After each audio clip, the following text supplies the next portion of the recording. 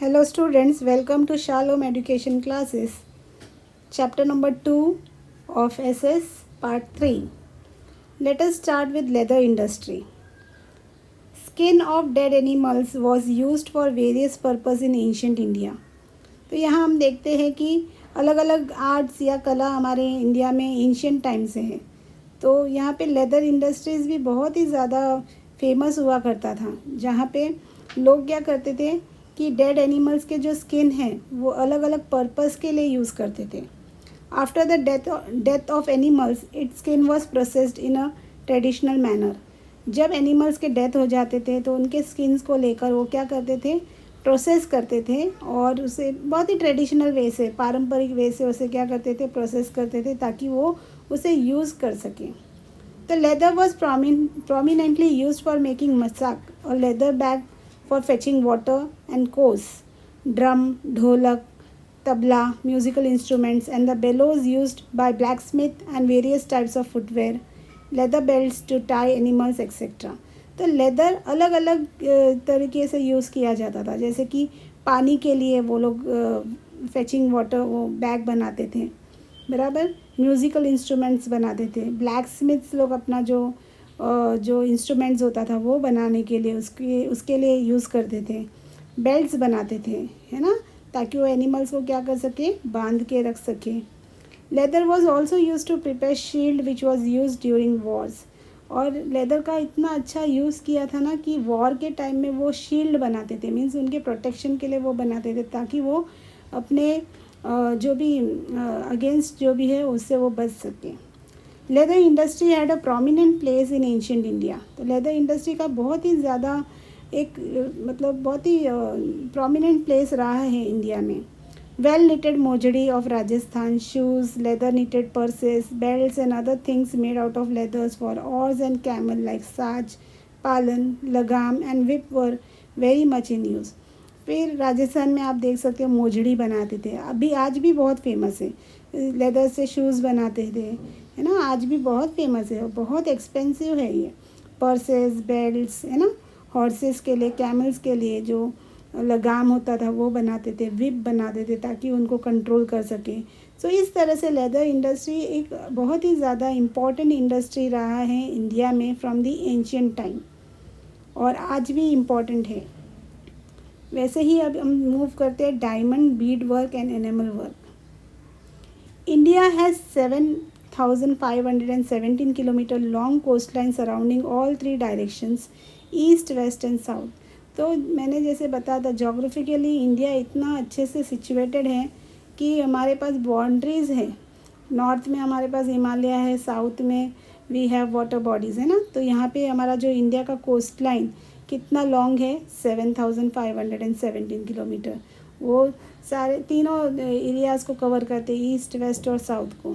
So diamonds and beads are available in plenty. तो इसीलिए आप देख सकते हो कि डायमंड्स और जो बीड्स है वो अच्छी तरह से और बहुत ही मात्रा में यहाँ पे अवेलेबल हैं। There has been a wide use of gems and diamonds since ancient time. तो यहाँ पे देखते हैं हम लोग कि एंशियंट टाइम से है जेम्स और डायमंड्स का बहुत ज़्यादा यूज़ किया गया है। Since ancient time trade of diamonds and beads was carried out through sea routes with different countries across the sea. तो प्राचीन कालों से ही ये जो डायमंड है और बीड्स है, इसके ट्रेड यानी बिजनेस किया जाता था थ्रू सी रूट्स, अलग अलग नेशंस के साथ में across the sea. Diamonds traded ornaments have been in a great demand in foreign countries since long. तो डायमंड के जो ऑर्नामेंट्स होते हैं, डायमंड जो लगे हुए ऑर्नामेंट्स होते हैं, उनका बहुत ज़्यादा डिमांड है फॉरेन कंट्रीज़ पहले से। The world famous diamonds like Kohinoor and great Mughals were found from India only. तो आप कोहिनूर, वो जो ब्रिटिश क्वीन के जो ताज में लगा हुआ है वो वाला, और ग्रेट मुगल डायमंड जो है सिर्फ इंडिया में पाए जाते थे। As Indians are fond of diamonds and beaded ornaments, variety is found in great deal. तो डायमंड और बीडेड के ऑर्नामेंट्स है ना बहुत ज़्यादा लोग पसंद करते हैं, इसीलिए अलग अलग वेराइटीज़ देख सकते हो इसमें। Earlier rich and royal people use to wear diamond jewelleries apart from gold ornament. पहले जो बहुत ज़्यादा रिच या फिर रॉयल पीपल होते थे, पैसे वाले ख़ानदान से होते थे, वो लोग गोल्ड ऑर्नामेंट्स के अलावा डायमंड ज्वेलरी भी पहनना पसंद करते थे। Diamonds, rubies, beads, emerald and topaz were used to adorn and beautify the thrones and crowns and jewelries like bracelet and garland etc. of kings. तो जो थ्रोन्स होते थे ना, जो राजगद्दी या फिर ताज वगैरह, ज्वेलरीज, ब्रेसलेट बनाने के लिए, गार्लैंड्स बनाने के लिए, उसमें अलग अलग जैसे डायमंड्स यूज़ करते थे, रूबीज़ को यूज़ करते थे, बीड्स को यूज़ करते थे, एमरल्ड को यूज़ करते थे, टोपाज, यानी ये अलग अलग कलर के जो पत्थर होते हैं जो बहुत ही कीमती है उसे यूज़ करते थे ताकि क्या कर सके, ब्यूटीफाई कर सके उस चीज़ को. Beed work is also found prominent in Gujarat. तो बीड वर्क जो है इंडिया के गुजरात में बहुत ज़्यादा फेमस है. द ब्यूटीफुल बीड तोरण पचित्स, पॉट्स, बारी, door grills, frames, chakla, a traditional wall piece, decorative coconut used as a time of ceremonies, lagna nariyal, indhoni, modia, a net which covers the mouth of a bullock, horns, hand fans, animal back cover, झोल etc. knitted in a unique artistic way. तो यहाँ पे हम लोग ये देखते हैं कि जो हमारा यहाँ पे गुजरात है, गुजरात में बहुत ज़्यादा बीड वर्क्स का यूज़ होता है अलग अलग चीज़ों में, है ना. डोर के ग्रिल्स, फ्रेम्स बनाने में, और वॉल पीस बनाने में, और वो शादी के नारियल में वो यूज़ करते थे. यानी ऐसे अलग अलग वे से जैसे कि अपने बुलक्स के माउथ को कवर करने के लिए ऑन्स में लगाते हैं. तो ये बहुत ही ज़्यादा आर्टिस्टिक वे है जहाँ पे लोग क्या कर सकते हैं, जान सकते हैं कि बीड का जो वर्क है बहुत ही एंशियंट है इंडिया में. Okay, let us move on to zari work.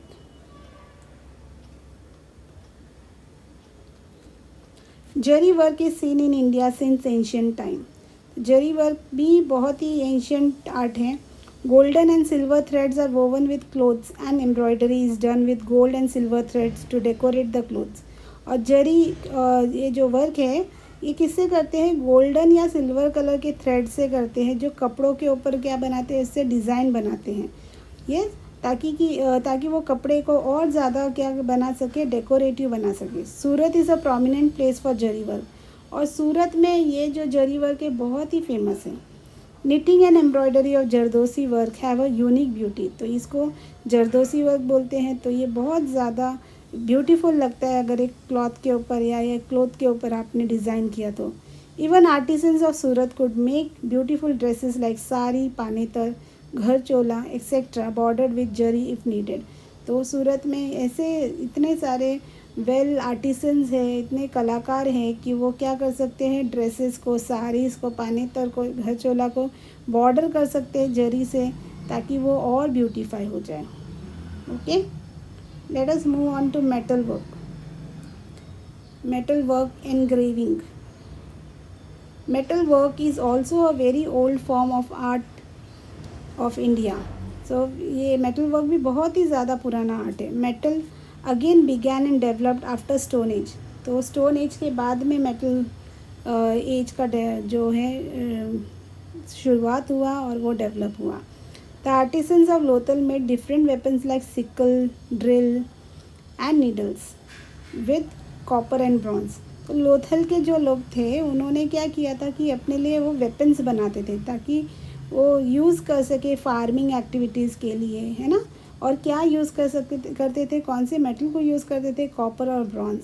More over they prepared utensils, idols and pots. इसके अलावा हाउस होल्ड के लिए भी वो लोग यूटेंसिल्स या फिर उससे आइडल्स बनाते थे, पॉट्स बनाते थे. Arms and ammunition for Wars were made up of metal, है ना. जो लड़ने के लिए, वॉर के लिए, जो अपने प्रोटेक्शन के लिए भी आर्म्स एम्यूनेशन भी वो बनाते थे मेटल से. Gold and silvers were used for making ornaments. Copper, brass and bronze were used to make utensils and idols, whereas iron was used to make instruments and weapons. तो यहाँ पे आप देख सकते हो कि गोल्ड और सिल्वर ऑर्नामेंट के लिए यूज़ करते थे. कॉपर, ब्रास और ब्रॉन्ज आके यूटेंसिल्स, आइडल्स बनाने में यूज़ होते थे, और आयरन का यूज़ इंस्ट्रूमेंट्स और वेपन्स बनाने में होता था. अब हम देखते हैं wooden art. Man, trees and forest are closely associated with each other. ये हम लोगों ने देखा था, ट्री का कनेक्शन है फ्रॉम दी डे वन, है ना, जो क्रिएशन हुआ था तब से.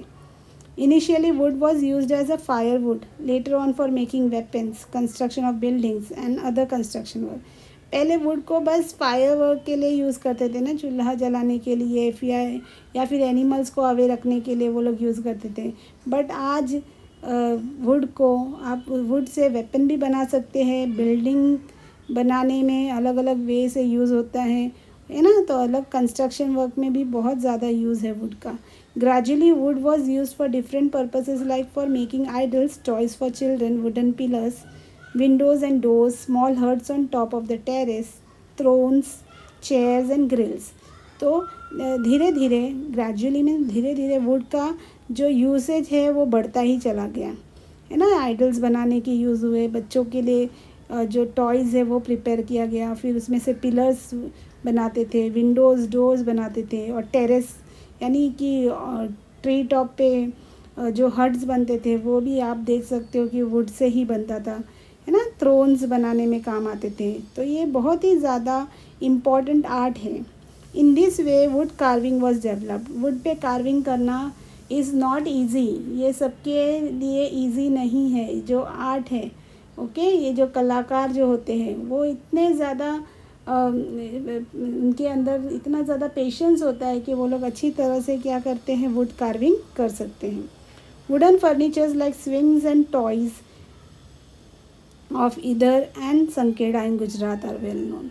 तो जो फर्नीचर्स है जैसे कि स्विंग्स और टॉयज़ गुजरात के इधर और संकेड़ा का बहुत ही ज़्यादा फेमस है. अब हम लोग देखते हैं inlay work. What is inlay work? Inlay work is considered to be very ancient art of India. अब ये क्या कुछ तो उसमें मतलब इनले करना यानी जैसे ऑर्नामेंट्स होते हैं उसके अंदर कुछ तो आप स्टड करना, उसको इनले बोलेंगे. Indian kings, emperors, rulers and royal peoples of that time use to wear ornaments as necklace, bracelet, crown, ring, nose ring, धमनी, etcetera. These all were studded with precious gems like diamond, pearls, rubies, etc. तो हम लोगों ने देखा कि diamond और Beed work बहुत important है ना इंडिया में. तो इनले करना जो नेकलेस या ब्रेसलेट या गोल्ड के या सिल्वर के कोई भी ऑर्नामेंट्स होते थे उसके अंदर डायमंड को स्टड करना, पर्ल को स्टड करना, रूबीज़ को स्टड करना, ये इसको बोलते हैं inlay work. Artisans were experts in the work of inlay art. Bikaner area of Rajasthan is more popular for inlay ornaments. तो बहुत ही ज़्यादा अगर आप एक एग्जांपल देखो इंडिया में तो राजस्थान का जो बीकानेर एरिया है इनले ऑर्नामेंट्स बनाने में बहुत ज़्यादा वो लोग क्या है पॉपुलर हैं. अकीक वर्क. अकीक भी क्या है, एक काइंड ऑफ प्रेशियस स्टोन है, specially found in the valley areas of the river. तो कहाँ पे मिलेगा आपको ये? रिवर एरियाज, रिवर के वैली एरियाज में मिलेंगे. It is chiefly chalcedonic mixed with silica blue और वाइट स्टोन. तो ये इसका जो मिक्सचर है वो क्या है कि किससे मिक्स हुआ है? सिलिका ब्लू और white stone. Carnelian is main stone with semi transparent quality and beautiful red in colour. तो कर्नेलियन जो है वो सेमी ट्रांसपेरेंट है, ब्यूटीफुल है और रेड इन कलर है. In Gujarat various precious stones are available in big and small size at Ranpur and Surat.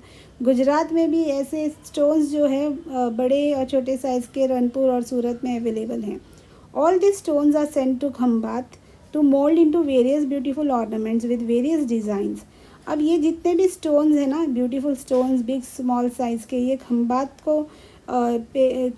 Khambhat send किया जाता है ताकि ऑर्नामेंट्स, ब्यूटीफुल ऑर्नामेंट्स बना सके, अलग अलग डिज़ाइंस के ऑर्नामेंट्स बना सकें. बीड्स एंड गार्लैंड्स और stones are prepared by them. और इससे क्या बनता है? बीड्स और स्टोन्स के जो गार्लैंड्स है वो बना सकते हैं. Okay, now let us move on to the painting. Here you should understand, of all the arts, painting is the foremost one. जितने भी आर्ट्स है उसमें से सबसे पहला क्या है? पेंटिंग है. Painting is an art which can express through lines and colours. Painting एक ऐसा कला है जो आप एक्सप्रेस कर सकते हो सिर्फ लाइन से या कलर से. The aim of this art is to express emotion by imitating the animate and inanimate object of nature through lines and colors. तो इसका जो एम क्या है ये आर्ट का, ये कला का आर्ट क्या एम क्या है कि ये इमोशंस एक्सप्रेस कर सकते हैं जो भी लिविंग है या नॉन लिविंग ऑब्जेक्ट्स है नेचर में, है ना, थ्रू लाइंस और कलर्स से क्या कर सकते हैं, इसे एक्सप्रेस कर सकते हैं. We have evidence of Indian art of painting from the remains of 5000 years old Harappan culture. अब इसका एविडेंस, इसका प्रूफ क्या है कि हमारे पास इंडियन ये आर्ट ऑफ पेंटिंग जो हमें मिला है हरप्पन कल्चर से 5000 ईयर्स ओल्ड है, उसके रिमेन्स मिले हैं. Various models of paintings have been found out many times by the archaeological department during excavation work. और ऐसे ही बहुत सारे पेंटिंग्स को निकाला गया है एक्सकावेशन वर्क के टाइम. आर्कियोलॉजिकल डिपार्टमेंट जो करते हैं ना एक्सकावेशन, है ना, पुराने जो जगह को एक्सकावेट करते हैं और चीज़ों को वो प्राप्त करते हैं वहाँ से, ऐसे बहुत सारे ऐसे एग्जाम्पल्स पेंटिंग के देख सकते हैं. We have traces of the pictures of animals and birds in the cave painting of primitive man of stone age at Bhimbetka. अब इसका एक एग्जाम्पल भी आप देख सकते हो कि एनिमल्स और बर्ड्स के पिक्चर बनाए गए केव में. ओके, जो प्रिमिटिव मैन, स्टोन एज के जो प्रिमिटिव मैन है, कहाँ पे ये मिला गया है, भीमबेटका में, MP यानी Madhya Pradesh. People use to draw geometrical designs and sketches. अब लोगों को क्या डिज़ाइंस ज़्यादा बनाने का अच्छा लगता था, वो जोमेट्रिकल डिज़ाइंस बनाते थे या स्केचेस बनाते थे. और एनिमल्स जैसे कि elephant, rhinoceros, deer are notable among them. Ajanta Ellora are incomparable specimen of such painting. तो जो अजंता एलोरा के महाराष्ट्र में है, बहुत ही ज़्यादा एक पेंटिंग के लिए यानी ये इसके लिए बहुत ज़्यादा क्या है, फेमस है, वर्ल्ड फेमस है. यस, तो वर्ल्ड हेरिटेज साइट में इसे क्या किया है, इंक्लूड किया गया है. Drawing the sketches of Swastik picture Ganesh at the time of festival and celebration is an old tradition of India. तो स्केच जो बनाते हैं स्वस्तिक का या फिर पिक्चर बनाते हैं या गणेश का जो पिक्चर बनाते हैं, ये बहुत ही पुराना ट्रेडिशन है इंडिया का. Okay, rangoli making is also a very old tradition in some of the regions of India. और रंगोली भी जो बनाते हैं ना लेडीज़, ये बहुत ही ज़्यादा ओल्ड ट्रेडिशन है, बहुत ही ओल्ड पारंपरिक है, जो अलग अलग रीजन, इंडिया के अलग अलग रीजन में लोग इसे क्या करते हैं, बनाते हैं. So thank you for watching my video. Let's meet in the next class.